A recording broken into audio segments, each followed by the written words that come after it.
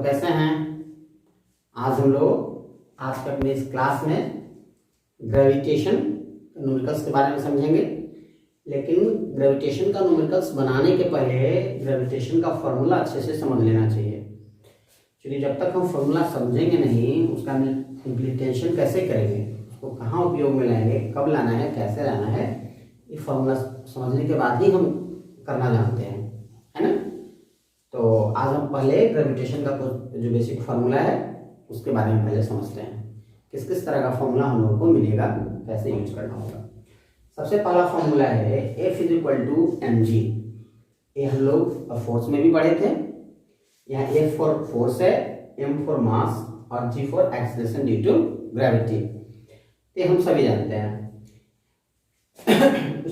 उसके बाद है दूसरा है v is equal to u plus gt। याद होगा जब इक्वेशन ऑफ मोशन हम पढ़ रहे थे तो हम लोग को पढ़ने के लिए मिला था v is equal to u plus at। तो वहीं पे जो आपको इक्वेशन ऑफ मोशन का फॉर्मूला था उसी में हम लोग a के को रिप्लेस कर देते हैं स्मॉल g से और एक फॉर्मूला बन जाता है v बराबर u प्लस gt। यहाँ v फाइनल वेलोसिटी होता है, u इनिशियल वेलोसिटी होता है जो पहले था, और t टाइम। ये फॉर्मूला हम लोग पहले भी पढ़े थे। आगे इसमें आपको दिख रहा है h। अगर कहीं हम h यूज करते हैं, आगे किसी भी फॉर्मूला में अगर हम h यूज करते हैं तो उसका मतलब समझना है हाइट।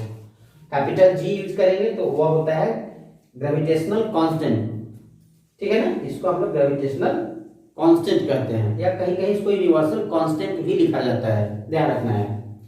अगला मेरा फॉर्मूला है h is equal to ut plus 1/2gt square, है ना। तो जब हम इक्वेशन ऑफ मोशन कर रहे थे तो वहां एक हम लोग फॉर्मूला पढ़े थे h is equal to ut plus 1/2at square. तो वहां भी हम लोग a को g से रिप्लेस कर देते हैं और ये फॉर्मूला बन जाता है। लेकिन ध्यान रखना है कि इस फॉर्मूले का उपयोग हम तब करते हैं जब कोई वस्तु ऊपर से नीचे की ओर मूवेबल हो, है ना। अगर नीचे से कोई वस्तु ऊपर की ओर आपके क्वेश्चन में आ जाए तो उसके जगह पे हम लोग माइनस कर देंगे, प्लस की जगह पे हम लोग माइनस करते हैं, जी माइनस लेते हैं जो हमने नीचे लिखा है। अगला फॉर्मूला है v square minus u square equal to 2gh। तो यहाँ भी इक्वेशन ऑफ मोशन में जो a था उसको g से हमने रिप्लेस किया है, ध्यान रखना है। जो पांचवा फॉर्मूला है यह दिख रहा होगा f is equal to g m1 m2 by r square. उसके ऊपर देखिए हमने दो स्फीयर जिम किया है जिसका मास m1 और m2 है, फिगर में दिख रहा होगा। या r जो है वह सेंटर टू सेंटर का डिस्टेंस है, टू बॉडीज के बीच का सेंटर डिस्टेंस है जिसको हम लोग r से रिप्रेजेंट करते हैं। तो कहा कि इन दोनों के बीच आपस में जो फोर्स ऑफ ग्रेविटेशन काम करता है वह क्या होगा, यानी ग्रेविटेशनल फोर्स क्या होगा, हम लोग उसको फाइंड करने के लिए इस फॉर्मूले का उपयोग करते हैं। जब कभी भी दो बॉडी के बीच में ग्रेविटेशनल फोर्स फाइंड करना होता है तो हम लोग इस फॉर्मूले का उपयोग करते हैं। यहाँ F is equal to g m1 m2 by r square.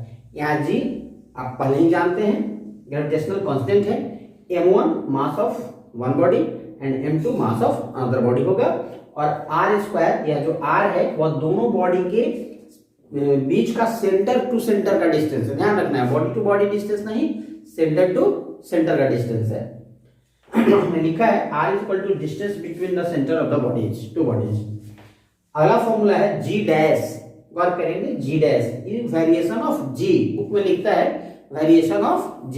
Variation of g दो तरह का होता है। एक तब होता है जब वस्तु अर्थ से ऊपर जाती है, above the surface of earth.